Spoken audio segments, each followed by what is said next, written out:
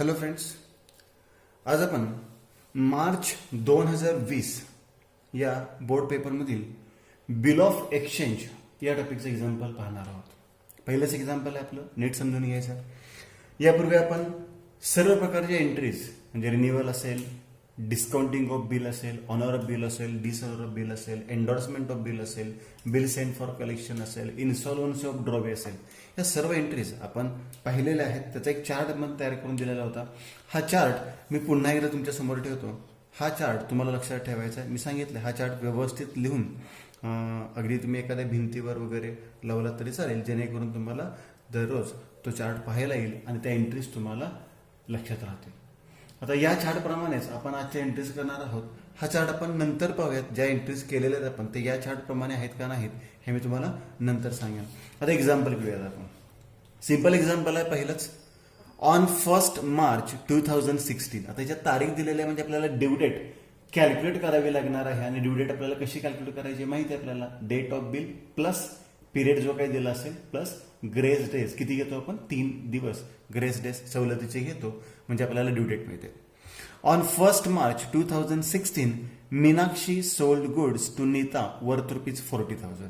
आता याच्यामध्ये सर्वात महत्वाचा पार्ट असा येतो की मुलांना ड्रॉवर कोण आहे हे पटकन लक्षात येत नाही. तर एक पॉइंट लक्षात घ्या की जो माल विक्री करतो, a person who sold the goods, जो माल विक्री करतो तो व्यक्ती कोण असणार आहे? ड्रॉवर असणार आहे. ठीक आहे. याचा दुसरा अर्थ काय होतो? जो माल परचेस करतो, खरेदी करतो, तो कोण असणार आहे? ड्रॉवे असणार आहे. हा पण पॉईंट समजा लक्षात नाही आला तुमच्या तर अजून एक पॉईंट लक्षात ठेवायचा आहे. जो व्यक्ती हुंडी तयार करतो, a person who draws a bill is known as drawer. आणि जो व्यक्ती हुंडीला संमती देतो, a person who accept the bill is known as drawee.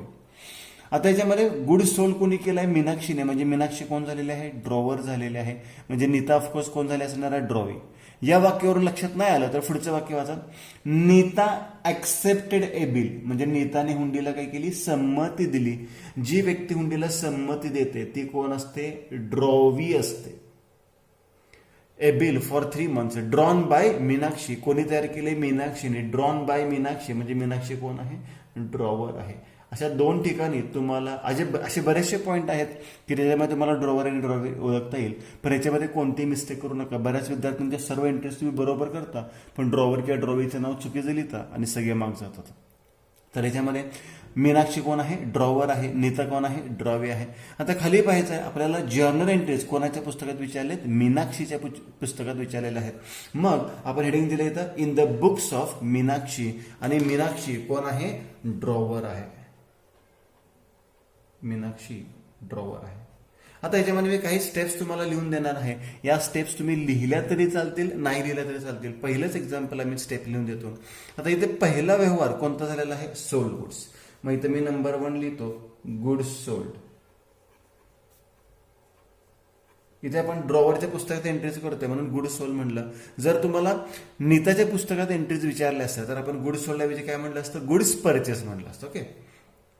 Number 2, माल विकला. माल विकल्यावर काय सांगितलं? Neeta accepted bill for 3 months drawn by Meenakshi on 1 March 2016. म्हणजे नीताने हुंडीला संमती दिली म्हणजे आपल्याला हुंडी मिळाली. इथे आपण म्हणू शकतो बिल रिसिव्ड किंवा ऍक्सेप्टेड बिल रिसिव्ड. आणि जर ड्रॉवीच्या पुस्तकात असेल तर मी इथे ड्रॉवी काय म्हणू शकतो ते सांगतो. इथे ड्रॉवी काय म्हणणार? परचेस. इथे ड्रॉवी काय म्हणणार? बिल ऍक्सेप्टेड म्हणजे हुंडी दिली. या एंट्रीज विचारल्या नाहीयेत, मी आपलं जस्ट सांगतो तुम्हाला. On 31 March 2016 Neeta requested Meenakshi to renew the bill. Renew the बिलचा स्पेसिफिकली उल्लेख केलेला आहे. म्हणजे तिसरी स्टेप कोणती असणार आहे? रिन्युअलची असणार आहे.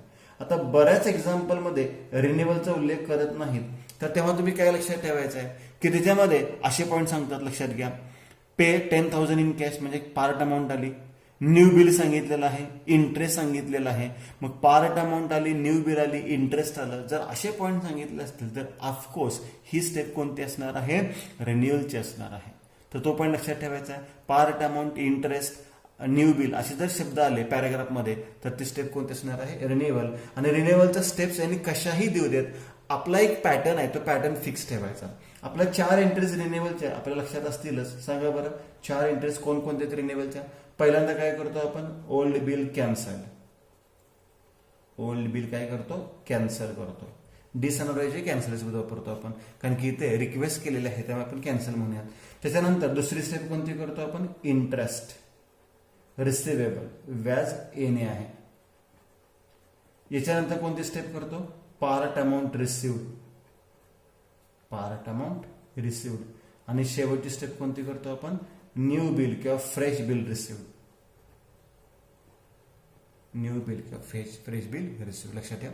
आता इथे ड्रॉईच्या पुस्तकात पहिल्या स्टेपला नाव कॅन्सलच देऊयात आपण. इथे रिसिवेबलच्या ऐवजी काय होणार, इंटरेस्ट पेएबल होणार. इकडे पार्ट अमाऊंट रिसिव्डच्या ऐवजी काय होणार, पार्ट अमाऊंट पेड होणार. इकडे न्यू बिल रिसिव्डच्या ऐवजी काय होणार, पेड नाही म्हणायचं, न्यू बिल ऍक्सेप्टेड म्हणायचं. ठीक आहे. रिन्युअलच्या 4 स्टेप झाल्या. आता शेवटच्या पॅराग्राफमध्ये काय सांगितलेलं आहे, Neeta accepted a new bill drawn for 2 months plus interest on the due date new bill was honour. Due डेटला काय झालेलं आहे, न्यू बिल ऑनर झालेलं आहे. म्हणजे सर्वात शेवटची स्टेप ऑनर आहे. इथे ऑनर होईल, रिटायर होईल, डिसऑनर होईल किंवा इन्सॉल्व्हंट पण होईल. या पद्धतीने आपल्याला या 4 स्टेपमध्ये एक्झाम्पल सॉल्व्ह करायचं आहे. म्हणजेच पहिली एंट्री गुड सोल्डची होणार, नंतर बिल्स रिसिवेबल रिसिव्डची होणार, मग रिन्युअलच्या 4 एंट्रीज होणार आणि नंतर काय एंट्री होणार आहे, ऑनरची एंट्री होणार आहे. आता या एंट्रीज मी तुम्हाला इथे लिहून देणार आहे. आता इकडे वर्किंग नोटसाठी जागा सोडलेली आहे आपण. पाहूयात आता या स्टेप्स व्यवस्थित लक्षात ठेवा. या स्टेप जर तुम्ही लिहून ठेवल्या तर तुम्हाला एक्झाम्पल पुन्हा वाचायची गरज नाही. मी इथे हेडिंग देतो, in the books of Meenakshi. In the books of Meenakshi. खाली लिहायचं आहे जर्नल एंट्रीज आणि कंसात म्हणायचं आहे ड्रॉवर. आता आखायचं कसं हे तुम्हाला माहिती आहे, मी आखून देत नाहीये, मी डायरेक्ट एंट्री सांगतोय.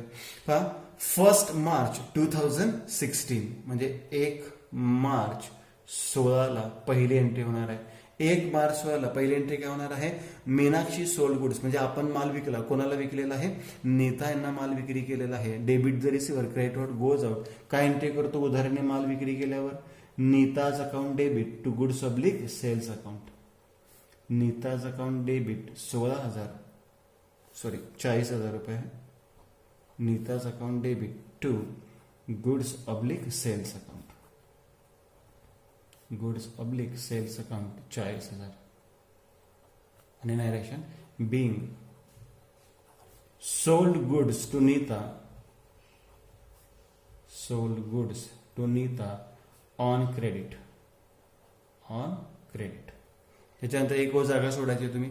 आता पुढे काय सांगितलेलं आहे, Neeta accepted a bill for 3 months drawn by Meenakshi on 1 March 2016. त्याच तारखेला नीताने हुंडीला संमती दिली. बघा आता पहिली स्टेप काय केली होती आपण, माल विकला होता.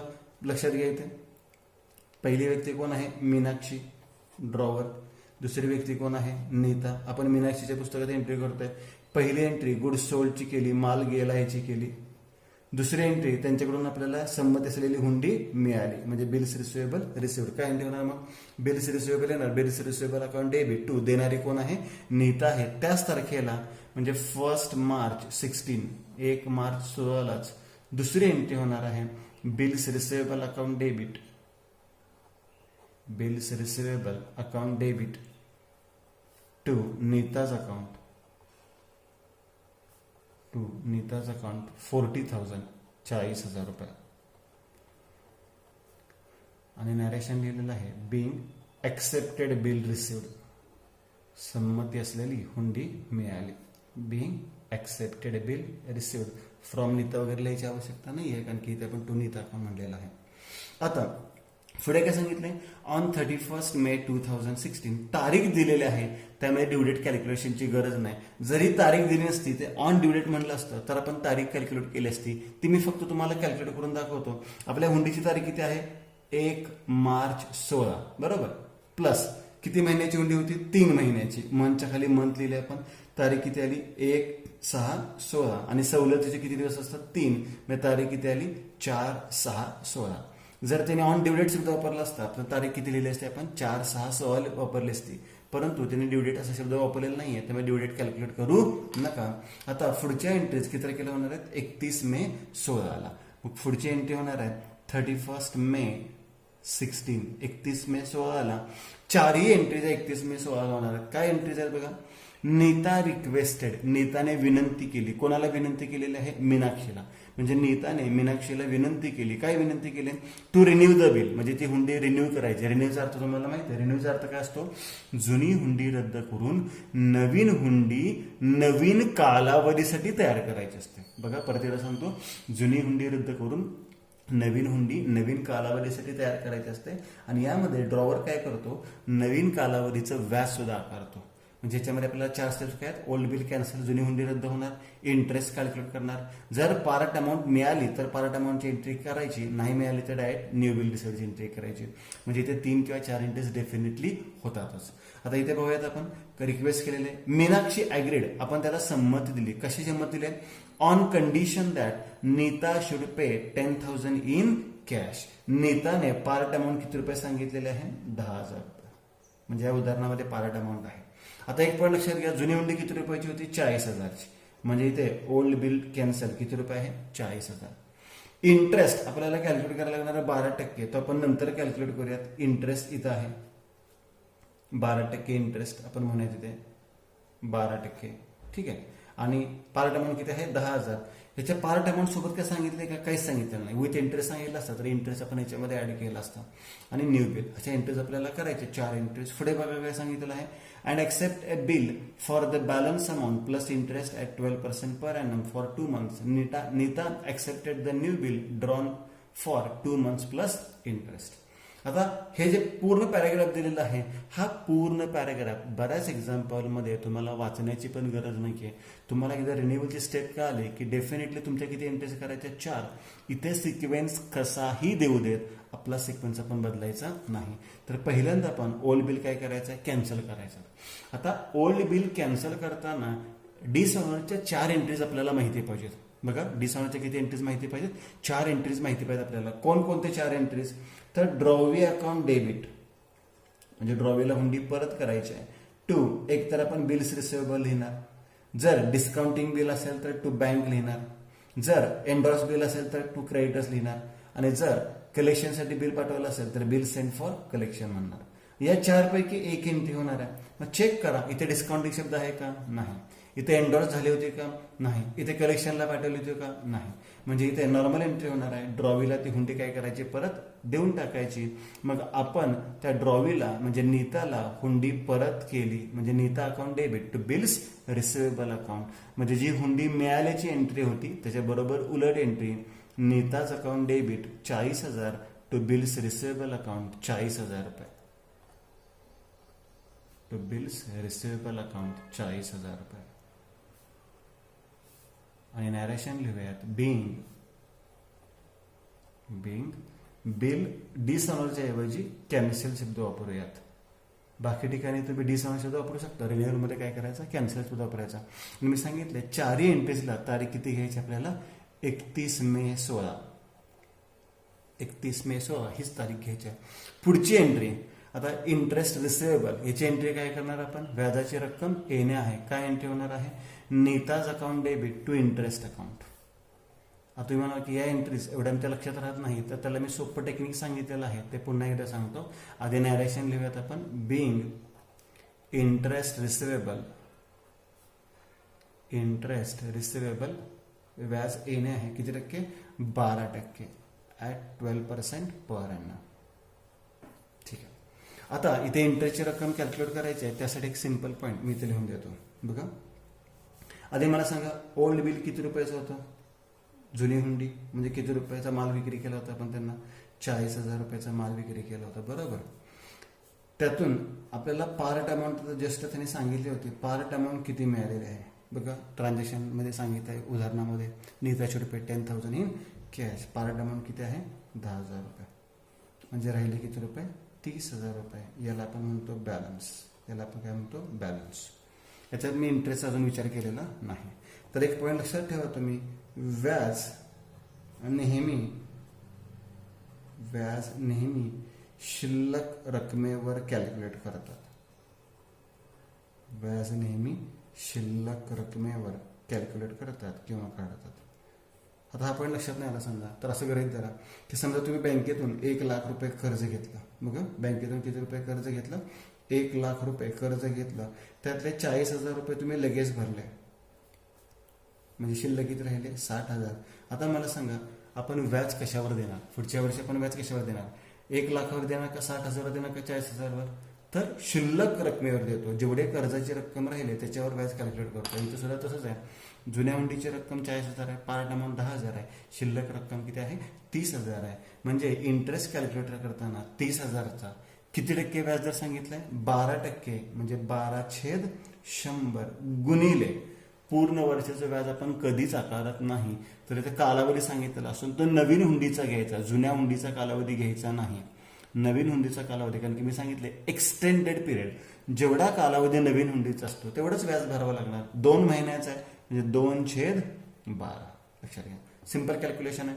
12ला 12 कॅन्सल होतील, 2 शून्यला 2 शून्य कॅन्सल होतील. 300 गुणिले 2 म्हणजे व्याजाची रक्कम किती आलेली आहे? 600 रुपये व्याजाची रक्कम आलेली आहे. पुन्हा एकदा लक्षात घ्या, व्याज शिल्लक रक्कम काढायचं आहे 12%, म्हणजे 12/100 आणि 2 महिन्याचा म्हणजे 2 गुणिले 2/12 म्हणजे 600 रुपये व्याज आलेलं आहे. मग नॅरेशन आपण लिहिलेलं आहे, एंट्री लिहिलेलं आहे. या एंट्रीची रक्कम किती रुपये घ्यायची? 600 रुपये घ्यायची. आता याच्यानंतर तिसरी एंट्री 31 मे 16लाच, 31 मे 16ला चौथ्या एंट्री सुद्धा याच तारखेला होणार आहे. कशाची एंट्री करणार आपण? पार्ट अमाऊंट रिसिव्ड, रोख रक्कम नीताकडून मिळाली. काय एंट्री करणार आपण? Cash account debit to Neeta's account, cash account debit to Neeta's account. आता इथे एक पॉईंट सगळ्यात महत्वाचा आहे. बघा, जुनी हुंडी 40,000 रुपयाची होती, बरोबर, व्याजाचे 600 रुपये, म्हणजे आपल्याला एकूण किती रुपये येणं आहे सांगता येईल का? किती रुपये येणं आहे आता? 40,600 रुपये. लक्षात घ्या. आता हे 40,000 मुद्दल म्हणूयात आपण आणि 600 रुपये व्याज म्हणूयात. हे 40,600 कसे पण मिळू देत. मग हे जे 600 रुपये आहेत हे आपल्याला कदाचित पार्ट अमाऊंट सोबत सुद्धा मिळतात आणि कदाचित न्यू बिल सोबत सुद्धा मिळतात. तर त्यासाठी एक्झाम्पल आधी क्लिअर कट वाचायचं आहे. बरेच विद्यार्थी काय करतात? पाठीमागचं एक्झाम्पल बघून पुढचं एक्झाम्पल सॉल्व्ह करायचा प्रयत्न करतात. तर वाक्यरचना नीट समजून घ्या. इथे मी वाचतो, तुमच्या लक्षात येईलच. Neeta should pay ₹10,000 in cash. इथे विथ इंटरेस्ट शब्द आहे का सांगा मला? इथे कुठेही विथ इंटरेस्ट शब्द नाही. Neeta should pay 10,000 in cash एवढंच आहे, विथ इंटरेस्ट शब्द नाहीये. म्हणजे इथे आपल्याला फक्त आणि फक्त पार्ट अमाऊंट मिळालेले आहेत, व्याजाचे 600 रुपये याच्यासोबत मिळालेले नाहीत. म्हणजे आपल्याला फक्त किती रुपये मिळालेत? 10,000. जर समजा त्यांनी सांगितलं असतं विथ इंटरेस्ट, तर आपण 10,000 मध्ये 600 मिळवले असते आणि 10,600 केले असते. इथं तसं नाहीये. मग नॅरेशन लिहिलं आपण being part amount received, being part amount received. आणि आता पुन्हा एकदा 31 मे 16 मी सांगितलं 4 एंट्रीज होणार आहेत नेवलच्या. कशाची एंट्री होणार आहे? न्यू बिल रिसिव्ड, नवीन हुंडी मिळाली, हुंडी मिळाली नीताकडून. सिंपल एंट्री आहे. काय एंट्री होणार आहे? Bills receivable account debit to Neeta account.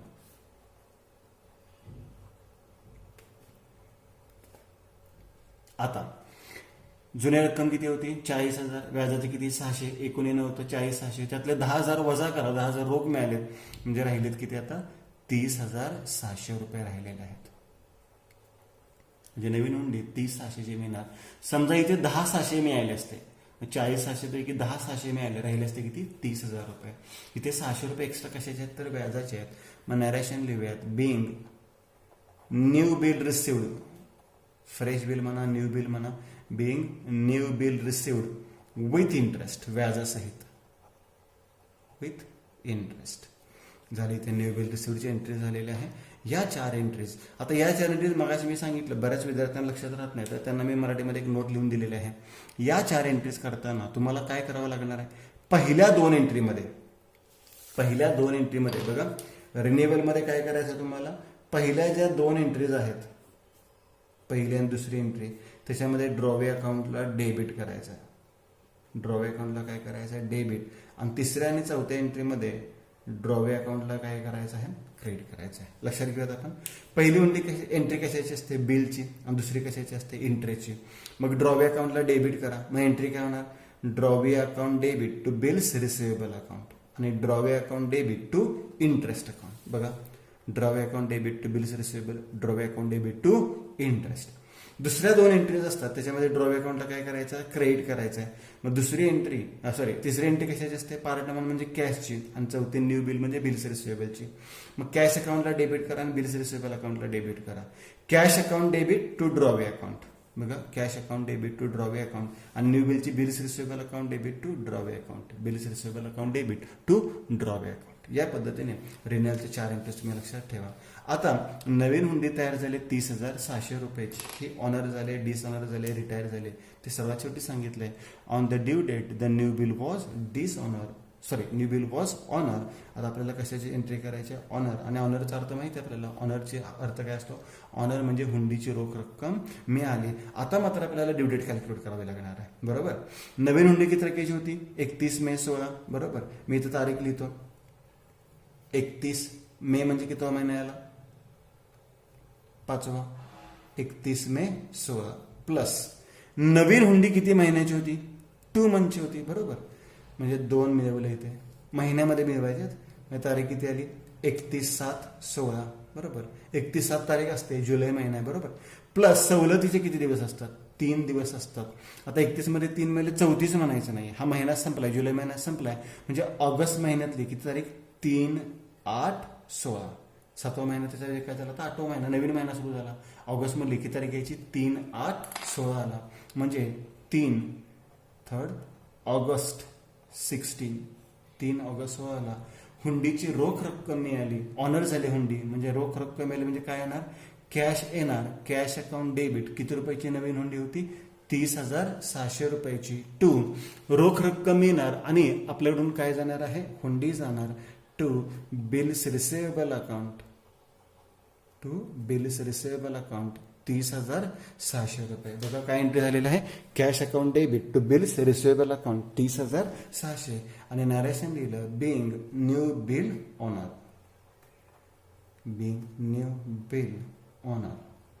नवीन हुंडी काय झाली, ऑनर झाली.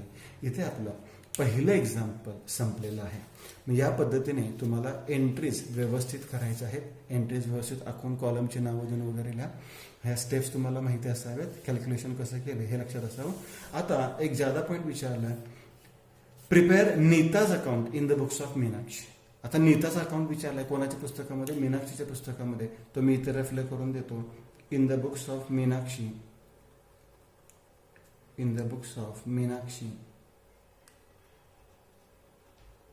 खाली नीताज अकाउंट. लेजर अकाउंट आपण तयार करतो माहिती आहे आपल्याला. डेट पर्टिक्युलर्स, डेबिट आणि क्रेडिट. Date particulars rupees. आता मी अकाउंट टाकत नाहीये.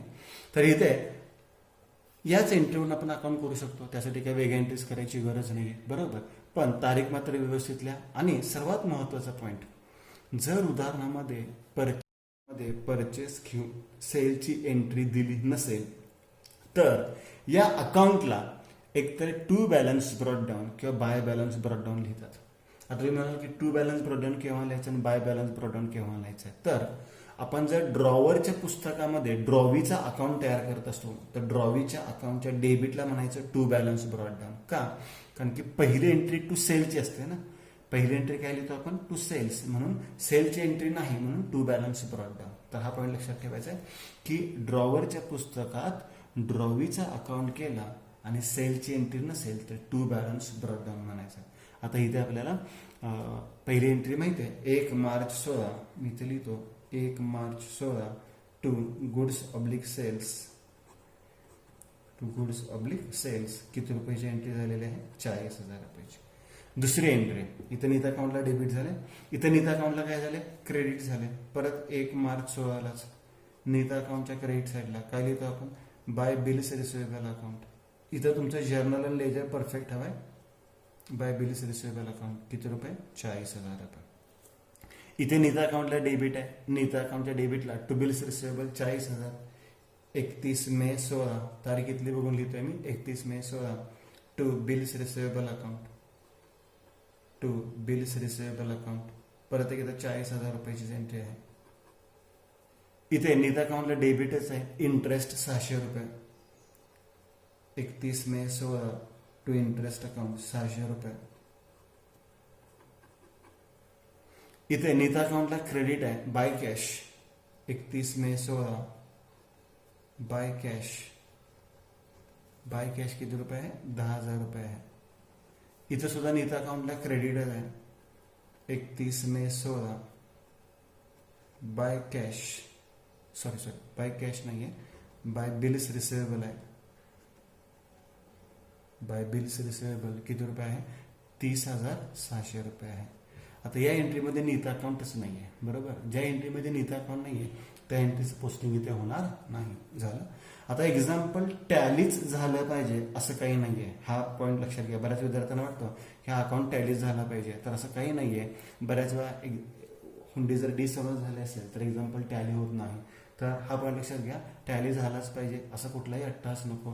झालं तर ठीक, फरक आला तर डेबिटला फरक आला तर टू बॅलन्स कॅरी डाऊन, क्रेडिटला फरक आला तर बाय बॅलन्स कॅरी डाऊन असं म्हणायचं. आता इथे बघूयात आपण 40 आणि 40 80,600. इथे 40 आणि 40 80,600. इथे आपलं एक्झाम्पल काय झालेलं आहे टॅली झालेलं आहे. किती रुपयाने टॅली झाले 80,600 रुपयाने. ह्या पद्धतीने तुम्हाला हे एक्झाम्पल सॉल्व्ह करायचं आहे. बघा एक्झाम्पल तुमच्या समोर आहे. हे एक्झाम्पलचं सोल्युशन कशा पद्धतीने आपण सॉल्व्ह केलेलं आहे स्टेप वाईज लिहिलं आहे. पहिलंच एक्झाम्पल आहे हे आपण स्टेप वाईज लिहून घेतलेलं आहे. याचा एक स्क्रीनशॉट काढा आणि ह्या सगळ्या नोट तुमच्या वहीमध्ये व्यवस्थित लिहून ठेवा. आता मी तुम्हाला एक चार्ट दिला होता सुरुवातीला. सगळ्या एंट्रीच्या चार्ट प्रमाणे असतात असं मी तुम्हाला सांगितलं होतं. अगदी 95% एक्झाम्पलमध्ये तर असतात. बघूयात आता. ठीक आहे, लक्षात येईल तुमच्या. इथे पहिली एंट्री नीता टू सेल्स आहे का बघा, ड्रॉवी टू सेल्स पहिली एंट्री. दुसरी बिल्स रिसिवेबल टू नीता म्हणजे बिल्स रिसिवेबल टू ड्रॉवी आहे का. आता इथे बिल कॅन्सल झालंय म्हणजे रिटर्न डिस्काउंट होतं का नाही, एंडॉर्स होतं का नाही, कलेक्शन होतं का नाही. म्हणजे कलेक्शन नव्हतं, डिस्काउंट नव्हतं, एंडॉर्स नव्हतं, रिटर्न होतं म्हणजे नो इयर एंट्री. त्याची काय आवश्यकता नाही लिहायची त्याची. आता ही एंट्री काय झाली कॅन्सल झाली. मग ड्रॉवी टू बिल्स रिसिवेबल आहे का, drawee to bills receivable. Interest drawee to interest आहे का, drawee to interest. Part amount cash to drawee, cash to drawee. आणि fresh bill bills receivable to drawee, bills receivable to drawee. आणि शेवटी bill honour आहे, मग ऑनरची step इथं आहे. म्हणजे या पद्धतीने तुमच्या एंट्रीज होतात. आता समजा या उदाहरणात एंडॉर्स असतं तर ही स्टेप आली असते, ही स्टेप आली असते आणि इथं आलं असतं. डिसऑनर सांगितलं तर हे, रिटायर असेल तर हे. म्हणजे या चारपैकी एक ऑप्शन असतो आणि या चारपैकी सुद्धा एक ऑप्शन असतो. या पद्धतीने आपलं एक्झाम्पल या चार्टनुसार काय होणार आहे सॉल्व्ह होणार आहे. त्यामुळे हा चार्ट सुद्धा महत्त्वाचा आहे. हा चार्ट सुद्धा व्यवस्थित तुम्ही लक्षात ठेवायचा आहे. हे एक्झाम्पलचं सोल्युशन आहे ते सुद्धा तुम्ही लक्षात ठेवायचं आहे. आणि आपलं हे एक्झाम्पल आहे, हे एक्झाम्पल आपण सुरुवातीलाच लिहून घेतलेलं असलं पाहिजे. थँक्यू.